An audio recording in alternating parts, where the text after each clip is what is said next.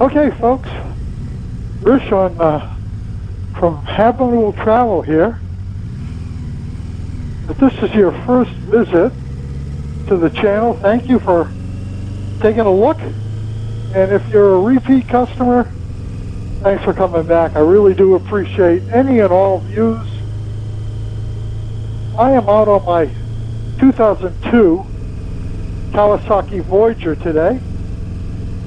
And truth be told, this bike sat either in my garage or in storage for, let's see, I think the last time I took it out for a ride was November of 2024, and in December of 2024 went into got shipped down here to Tennessee, went into storage. I got it out in April of 2025, and that's 4 months it sat. Once I got it in the garage, I've had so much stuff to do and take care of that I really just ignored it. When I wanted to go for a ride, I just hopped on the closest thing to the door, either the Intruder, the BMW, or the Goldwing. This was parked in front of the Goldwing, so in order to get it out for a ride, I have to move the Goldwing. Now, that's not that big a deal.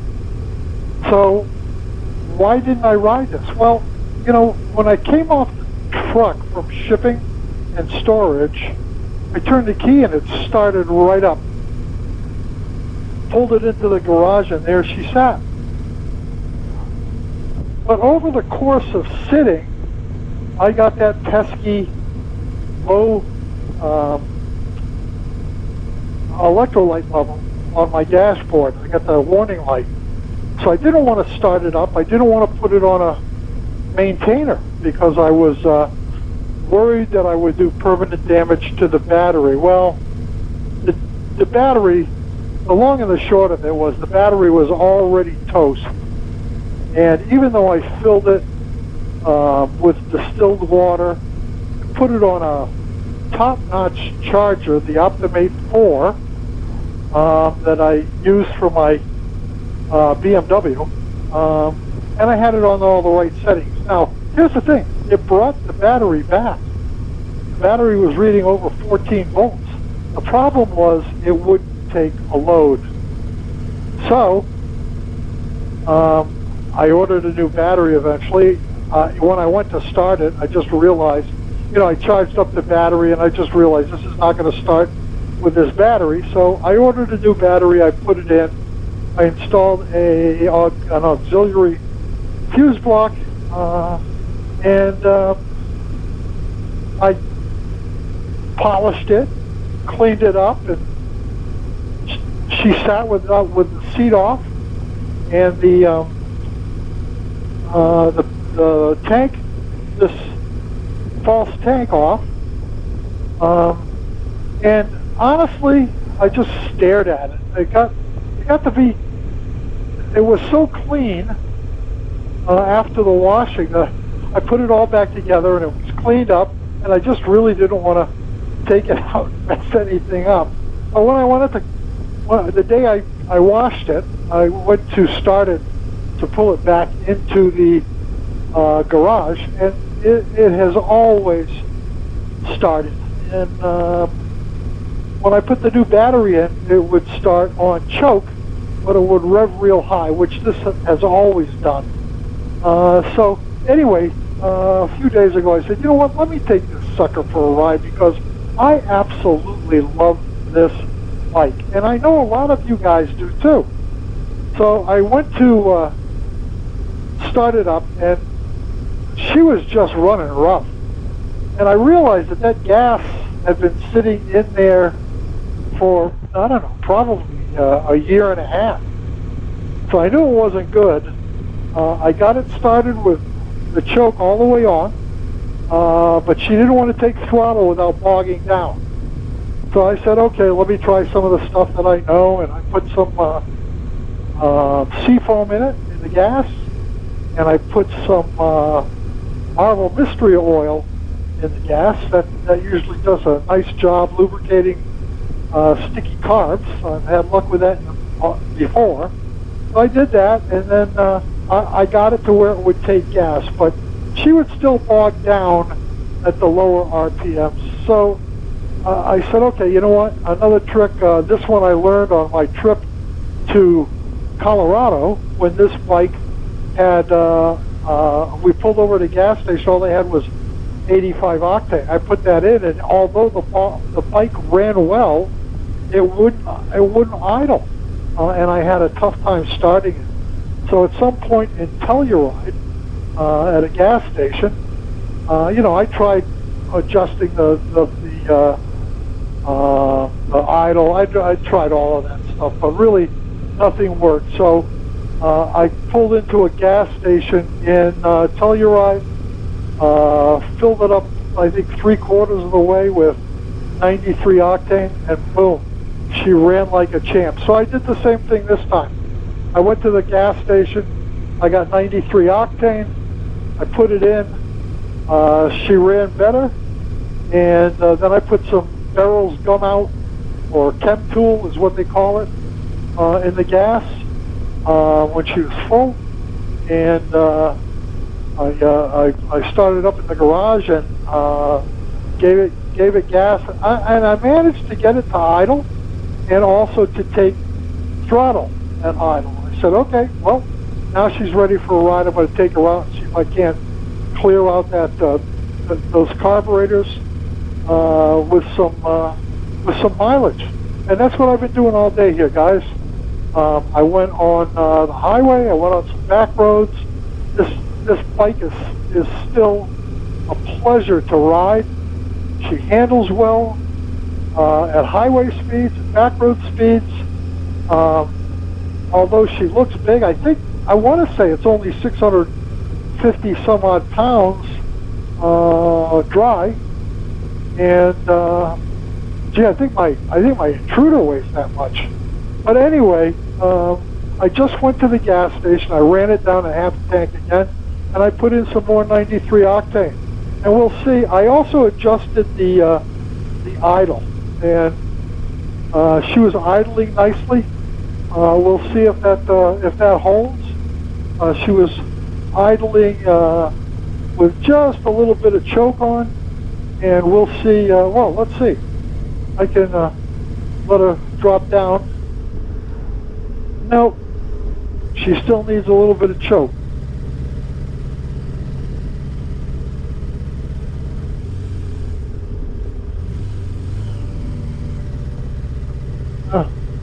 We'll see.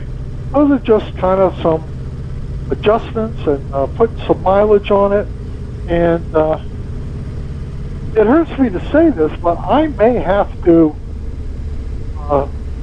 sell this bike at some point because it just don't put enough mileage on her, and she deserves a lot of love. This is a great motorcycle. I've actually considered selling the Goldwing and keeping this. We'll see. I'm not sure yet what I'm going to do. But listen, you guys know I've got too many motorcycles. I've just got too many motorcycles. They all deserve to be ridden, and I can't. I can't ride them all the time in rotation. It's just, it kind of doesn't work. So, and I can't drain the gas out of this thing every time I park it. You know, all that stuff. It's just, it's a handful. It's a handful, guys. So I want to get back on the highway and bring her out a little bit.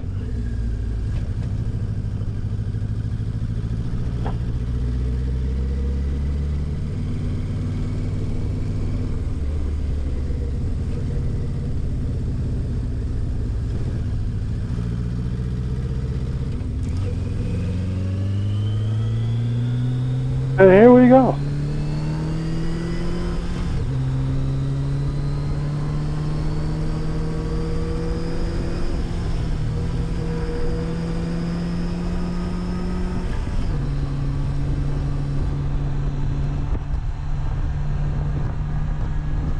She runs nice and cool. Run like that all day long. I'm recording right now on an app that I have on my phone. It does a fairly good job.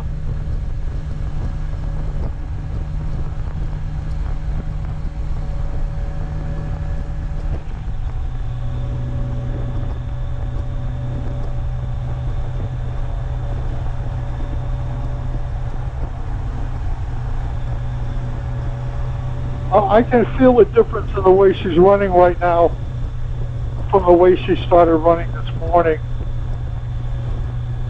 There was a little bit of a stumble at even at these speeds. I could just feel it wasn't running 100% smooth, but now it is. So I'm making progress here. Let me try this visor down, see if that helps with the audio.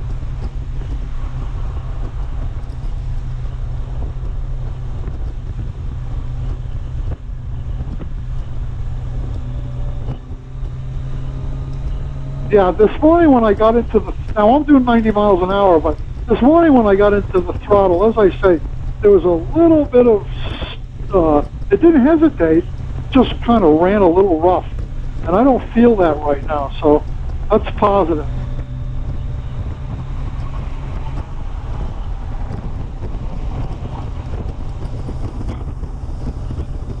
Yeah, I took care of a lot of stuff on this bike. I pumped up the suspension to where it's supposed to be.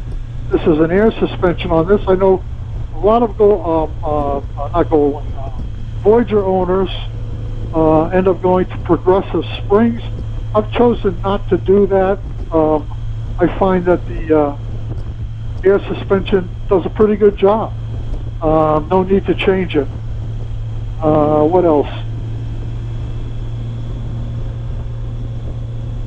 What else? Oh yeah, I inflated the tires to the proper pressures. Actually, a 2 pounds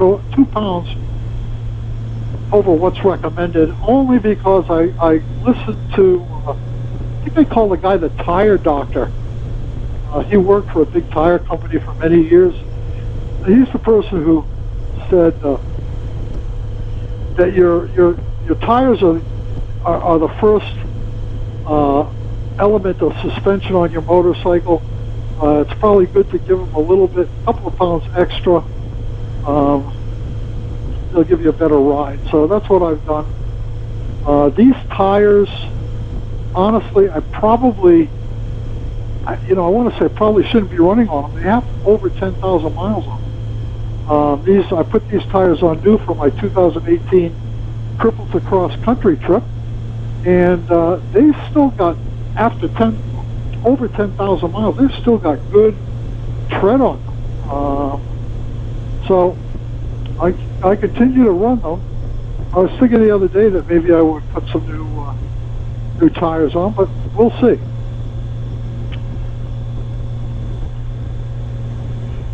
Everything on this motorcycle works. Here's the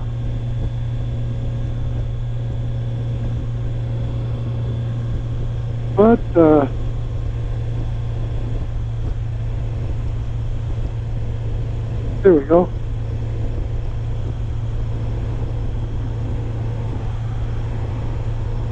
Okay, there's the cruise control is on. Let me set it.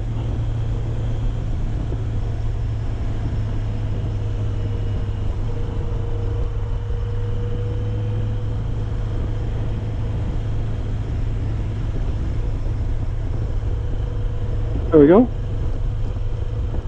Get the set light is on, and she's cruising, baby. As I say, everything on this bike works except for the cassette deck. That's probably an easy fix. She just goes auto reverse, auto reverse, auto reverse. I understand there's a guy who specializes in fixing those. I don't listen to music, so it's not important for me. But really, everything else works. I put a USB outlet on this, and she's ready to go. This bike has phenomenal luggage. Top-loading saddlebags, which I love. A big trunk. I'll carry everything you need and more. And so you got pockets on the top of easily accessible pockets on top of the saddlebag covers. So, you know, you want to throw your sunglasses or a pair of gloves in there, no problem. This thing is wired for heat. Alright, let's see if she will idle. Nope.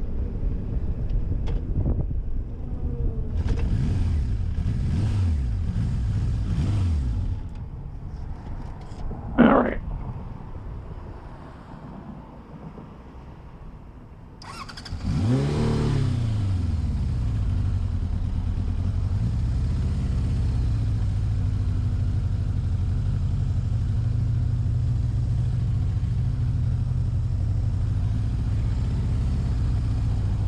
It is a beautiful day here in Tennessee. It was 82 degrees when I left the house. I'm not really sure of the temperature right now, but oh, that wasn't good. Started in second gear, or maybe third, I'm not sure.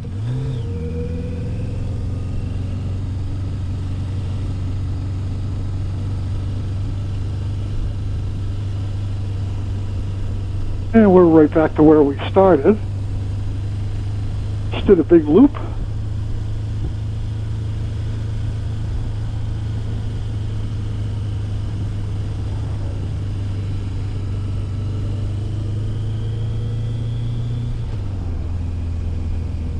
I've been out for a while. I should probably head home.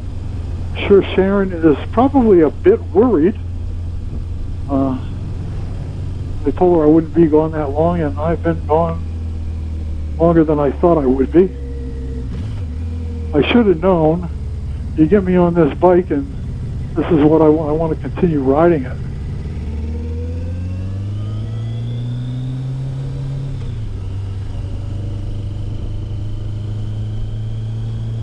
Bike is comfortable, still comfortable.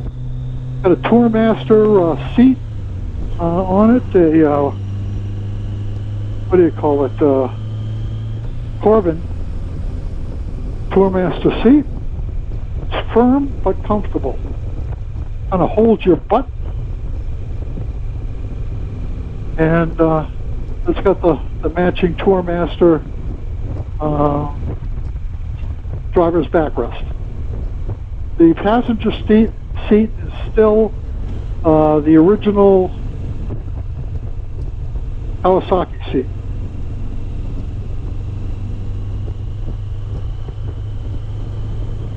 It has passenger floorboards. This bike has a lot. You know, here's something that I was thinking about the other night.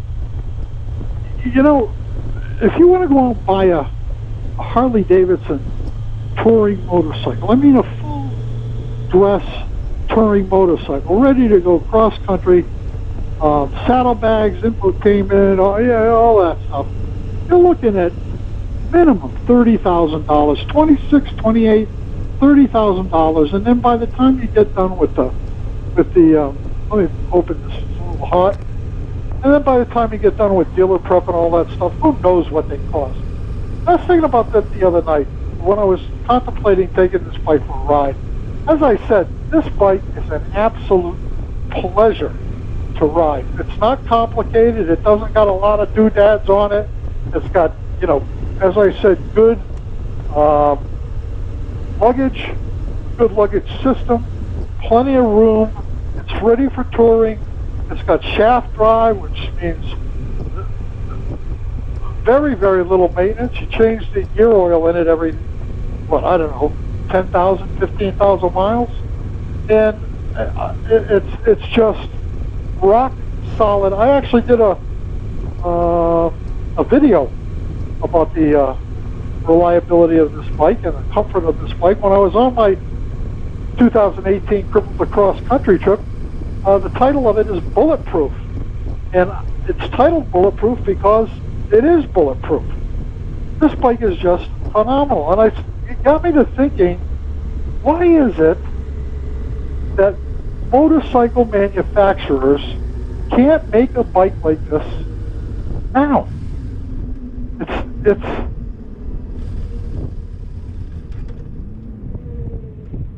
no, she's still not idling down, so.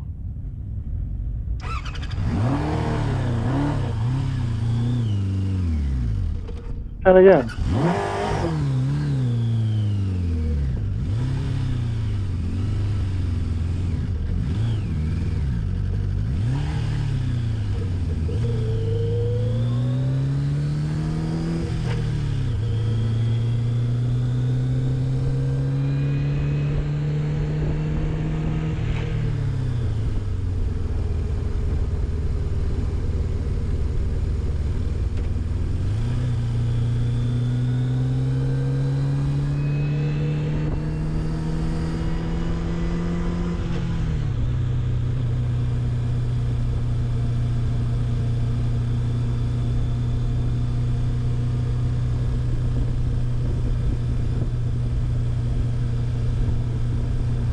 yeah.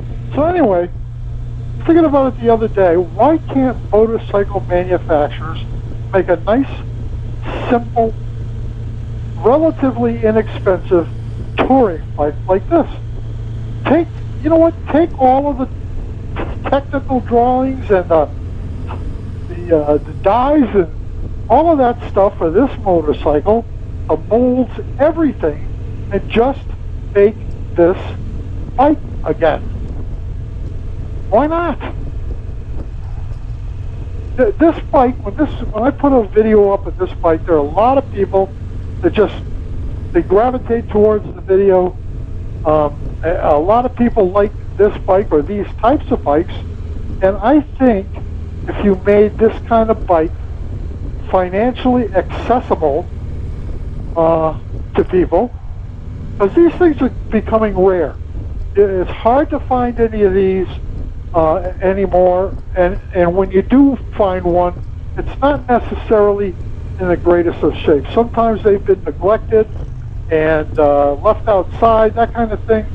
So to find a good one, you're kind of a lucky character. Now, I have gotten comments from guys that have found these things in great shape, 14, 15,000 miles. This had 19,000 miles on it when I got it. There are those deals out there, but if you have to be very patient, and you're not necessarily going to find it in your time frame. It might be a year or two before a good one comes along. But I think they're getting more and more scarce. So it would seem to me, why not?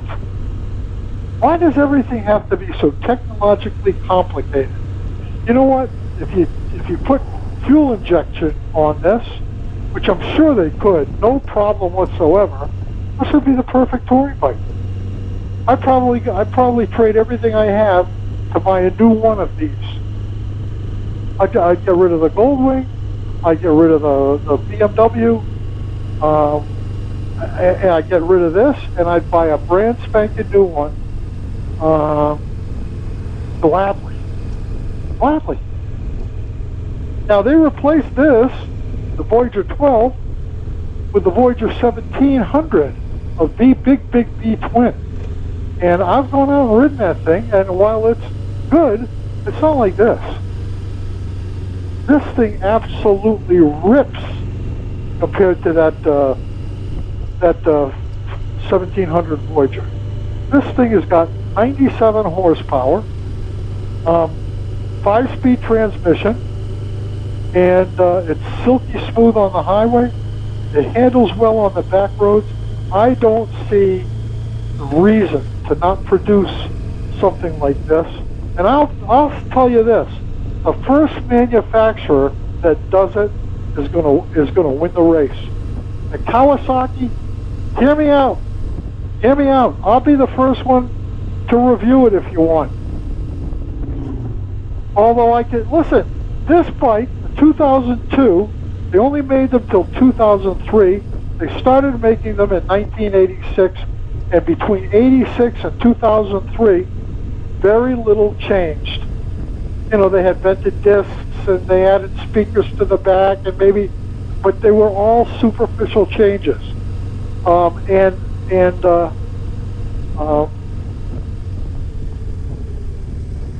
If you would make this bike again, I'm telling you. And it's not like you don't make inline four cylinders. Take one of those. You've already got the tooling for it. Just take one of those. Put it in this chassis. Maybe upgrade the suspension if you want. Not that you have to. And you got a winner, guys. You got a winner. So, talking as a multi-motorcycle owner, I like all kinds of motorcycles, but I know that the motorcycle industry is having a tough time.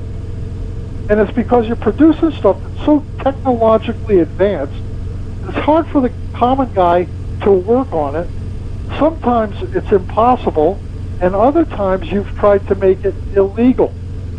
You know, part of the motorcycle culture, at least my generation, was tinkering. You loved to tinker on your bike, fix stuff that you could, do the maintenance on it.